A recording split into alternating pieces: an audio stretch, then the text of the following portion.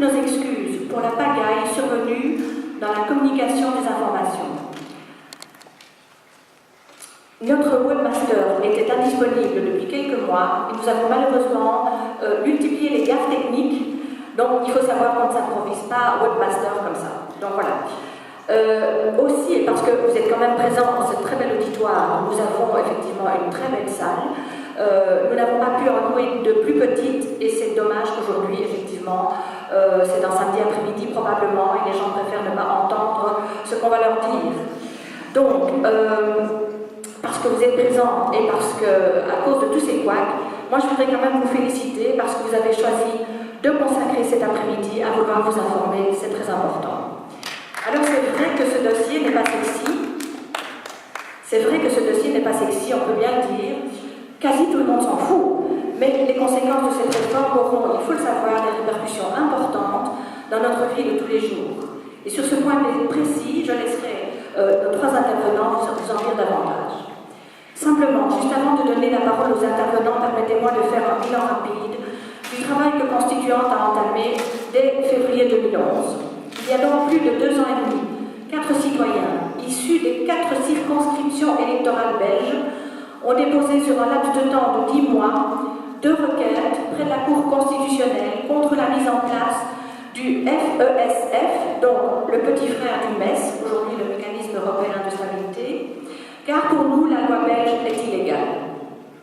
Nous avons forcé Écolo à demander qu'une consultation populaire soit mise en place sur le sujet, à la Chambre, au Sénat et au Parlement wallon, sans effet jusqu'ici.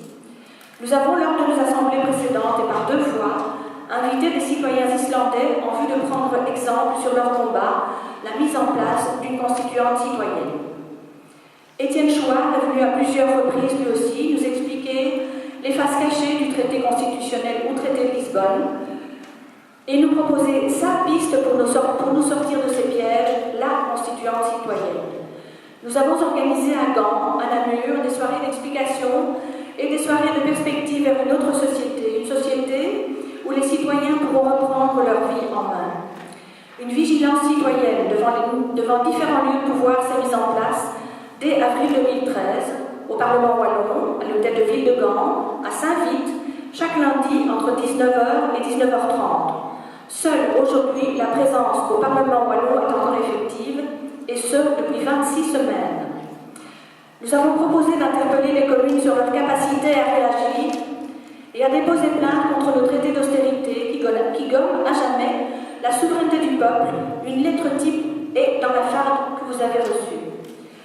Nous avons aussi réussi à faire des émules devant le Parlement wallon, dans ce sens où, après plusieurs lundis de vigilance, le syndicat de la FGTB est venu lui aussi manifester son refus du traité avec tambour et trompette.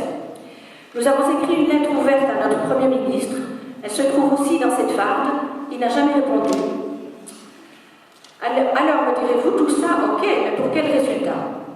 Mesdames et messieurs, très honnêtement et avec beaucoup de modestie, nous pouvons dire que Constituante a fait un travail très important en termes d'information sur les politiques européennes dont personne ne parle, ni de leur lien avec notre vie quotidienne. Constituante a créé des liens internationaux avec des citoyens irlandais, danois, islandais, tchèques, portugais, j'en passe. Vous devez savoir que dans beaucoup de pays de la zone euro, des personnes, des citoyens et quelquefois des élus travaillent d'arrache-pied en vue de nous sortir de ce coup d'État tranquille qui vise à nous prendre notre argent et notre droit à choisir notre destin. Et pour en revenir à ces fameuses mesures d'austérité, ce qui est vraiment difficile pour nous, qui n'avons certainement pas la science infuse, je vous rassure tout de suite, c'est de constater que les citoyens les comprennent de différentes manières. Ils en parlent, soit en soutenant l'idée que les responsables ont trop dépensé pour leur politique partisane, et aussi à cause des banques, et qu'il faut rétablir manu militari cette austérité financière. Soit encore, beaucoup de gens courbent les chines en se disant que nous ne sommes personne pour contrer un pouvoir lointain qu'on a du mal à comprendre, cette fameuse Union européenne. C'est ainsi que nous nous retrouvons parfois bien esselés devant cette montagne de mensonges, de non-dits et de changements radicaux de régime politique. Oui, mesdames et messieurs, nous nous en sommes presque là. La démocratie, la souveraineté du peuple, se dilue au fur et à mesure que les traités se mettent en place. Les pouvoirs que nous avons cédés à nos représentants politiques ne représentent presque plus rien. Les décisions qui nous concernent sont prises par des instances supranationales qui ne sont élues par personne. Le comble, c'est qu'elles sont avalisées par nos parlements. Que faire? Le fil rouge de Constituante est, et a été depuis le début de notre combat, de rendre la parole au peuple par le biais de consultations populaires, par exemple. Eh bien, vous n'allez pas me croire, nous avons été entendus. Il se fait en effet que dans cette fameuse 6e réforme de l'État, elle intègre le fait que pour étendre la démocratie, les régions pourront mettre en place ce genre de consultation sur des sujets propres à cette région. Mais, car il y a un gros mais, pas sur les sujets qui concernent les politiques européennes. La 6e réforme de l'État belge considère en effet que ce type de consultation sur des sujets européens est inconstitutionnel. Voilà où nous en sommes. Mais qu'à cela ne tienne, la politique continue et ce traité arrivera sur la table des différents parlements assez rapidement. Oui, juste après que nos représentants aient donné leur avis sur la réforme.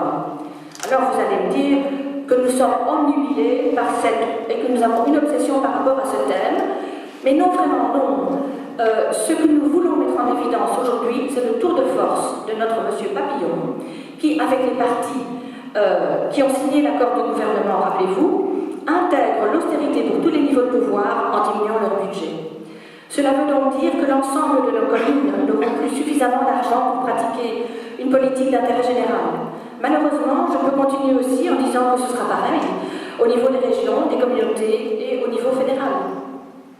Si rien ne bouge, notre constitution va être changée et nous n'aurons jamais plus l'occasion de donner notre avis sur ces fameuses politiques européennes.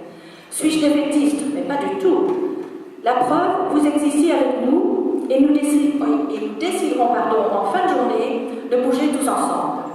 Justement encore, pour remercier toutes les personnes qui ont participé de près ou de loin à la mise en place de cet après-midi, les préposés à la tendance, les distributeurs de tracts, les gestionnaires du site, vraiment merci. Merci aussi à nos 3 intervenants. Je pense qu'eux aussi consacrent une bonne partie de leur congé pour venir nous informer. La toute dernière information, c'est le fait que nous avons pendant plusieurs jours tenté de convaincre Mikis Theodorakis d'être présent par Internet avec nous aujourd'hui, parce qu'à Athènes aujourd'hui, au Théâtre National, se déroule une grande manifestation culturelle et politique. Et vous savez sans doute que Mikis Theodorakis vient de lancer un appel important qui s'intitule « Si les peuples de l'Europe ne se lèvent pas, les banques ramèneront le fascisme ». Donc voilà, hier encore, Raph se débattait avec quelqu'un en Grèce pour essayer de mettre quand même ça en route aujourd'hui. Malheureusement, ils n'ont pas d'argent et donc voilà. Ces retrouvailles ne pourront pas se faire, c'est vraiment dommage, parce que là-bas aussi on se bat et ils ont encore beaucoup plus de raisons que nous de nous battre. Voilà, je vous souhaite une très bonne après-midi, je passe la parole à Raph et puis je vais donner à nos intervenants.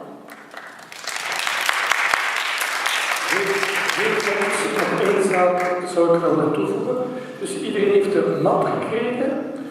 Ook het stuk van de 6e staatshervorming, waarbij een volksraadpleging over Europese wetgeving ondergrondwettelijk wordt gemaakt, is ook aan de ingang verkrijgbaar. We hebben maar 20 exemplaren gefotocopieerd, maar dat moet goed zijn. En ik wil gewoon één zaak nog toelichten. Dus heel concreet is het uiteraard eerst aan onze sprekers om aan hen te luisteren en op basis van hun inleidingen het debat aan te gaan. Maar we willen van deze vergadering geen academische zaak maken. En dus op de tweede bladzijde van de map ligt de motie die we willen voorleggen. Is daar, u kunt die rustig lezen tijdens de pauze. Wij leggen die op het einde van de vergadering ter stemming. Niet om hier zomaar in een clubledige iets te stemmen, maar om de eindfase van het ratificatieproces van het Sovjetsverdrag En de stemmingen rond de zesde staatshervorming, om die op een zo actief mogelijke manier eigenlijk te kunnen aanvatten. Dank u wel.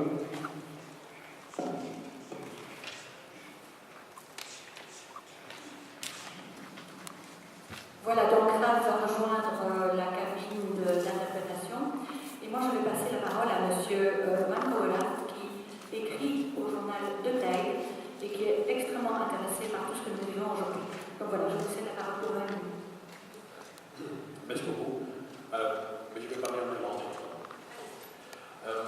Dames en heren, waar we vandaag over gaan is eigenlijk ook democratie. En we kennen de uitdrukking van de 19e-eeuwse revolutionair Auguste Blanqui, die zei dat democratie eigenlijk een woord van rubber is. Want er is geen woord, een ander woord in het politieke discours, dat meer varianten en betekenissen kent. Maar laten we voor de comfort van deze namiddag de definitie hanteren die de Franse filosoof Pierre Rosan Vallon heeft in zijn La légitimité démocratique. En ik citeer: de sanctionering van de bestuurders door het volk is voor ons een hoofdkenmerk van een democratisch stelsel. Het idee dat het volk de enige legitieme bron van de macht is, heeft zich met de kracht van het zelfsprekende doen gelden. Niemand zou erover nadenken, het te betwisten en er maar over na te denken. Einde citaat. Als we het dus eens zijn met die definitie, dus dat het volk de enige legitieme bron van macht is, dan staat in de Belgische grondwet een leugen zo groot als een parlementsgebouw. En ik leg dat uit. Die grote leugen, dat is artikel 33. Daar staat: alle macht gaat uit van de natie. Maar de grondwetgevers hebben zich meteen ingelegd door eraan toe te voegen, ik citeer, zij, de machten dus, worden uitgeoefend op de wijze door de grondwet bepaald. En die zin is een bruggetje naar het volgende grondwetsartikel, artikel 34, dat aangeeft dat die machten, ook bepaalde machten die uitgaan van de natie, door een verdrag of door een simpele wet kunnen worden overgedragen aan volgende rechtelijke instellingen. De meerderheid, dus ik heb het over de huidige meerderheid, heeft dus 541 dagen nodig gehad om de kiezers in Brussel al willekeurig te splitsen. En een 2/3 meerderheid om bijkomende bevoegdheden over te hevelen aan de delegering. Die meerderheid heeft dus zonder meer een gewone meerderheid het belangrijkste wapen dat de burger heeft voor de controle van zijn bestuurders. Dat is namelijk de goedkeuring door de gekozen volksvertegenwoordigers, de natie zelf. Dat is de controle van de begroting. De mogelijkheid om die goed of af te keuren, eigenlijk heeft ze die overgedragen, die macht, die meerderheid, aan de anonieme, onverkozen ambtenaar, in het beste geval aan de commissaris van de Europese Unie. Marxisten destijds willen ons nog doen geloven dat alle eigen van het proletariaat kwam, van de EU-nomenclatuur. Dat zijn de supposten van het Europese ideaal, moeten we aannemen dat alle eigen van hen komt. Nu, de democratie is natuurlijk altijd een onmiddellijke plaats geweest en ons parlementaire democratie was en is voortdurend een regelgaande verandering en soms regelrechte naties. Bovendien is die bezorgdheid over onze democratie ook niet nieuw. In 1975 al verscheen het Washington rapport van de Governability of Democracies en de opstellers daarvan waren onder meer de fameuze Harvard-professor Samuel Huntington en de man van The Clash of Civilizations en de bekende Franse socioloog Michel Crozier. En dat rapport, trouwens, je kunt het altijd vinden op internet, is een van de werkstukken afgeleverd door een discussiegroep, zogenaamde Bilateral Commission, die is opgericht door David Rockefeller. En waar ook medewerkers van Jean Monnet aan meewerken.